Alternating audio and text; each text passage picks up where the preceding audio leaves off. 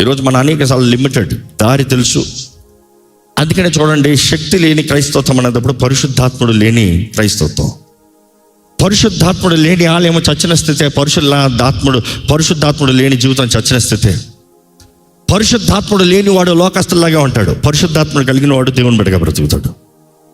ఈరోజు మనుషుడు లోకంతో రాజీ పడిపోతున్నాడు. లోకాన్ని మెచ్చాలి, లోకాన్ని మెప్పించాలి, లోకస్తుల్ని మెప్పించాలి, లోకంలో నేను సభాష్ అనిపించుకోవాలి. లోకంతో స్నేహము దేవునితో వైరమని మీరు ఎరుగరా? దేవుడు నాకు తెలియజేస్తుంది. లోకంతో స్నేహము దేవునితో వైరం అంట. Don't be interested being appreciated by the world. మనుషుడు నిన్ను పొగడాలని, మనుషుడు నువ్వు సూపర్ అనాలని, మనుషుడు నువ్వు మంచోడు అనాలని, మనుషుడు నువ్వు సత్యం మాట్లాడాలని కాదు. అనేక సార్లు దేవుని వాక్యం లోకానికి అజ్ఞానంగా ఉంటుంది, వెర్రితనంగా ఉంటుంది. క్రీస్తు సువార్త లోకానికి ఎలాగ ఉందంటే వెర్రితనం అంట, ఫూలిష్నెస్. లోకం నిన్ను పిచ్చోడం పిలుస్తుంది. బట్ దెన్ సత్యం ఎరిగిన నీవు ప్రతిస్పందనగా తిడతాం కాదు.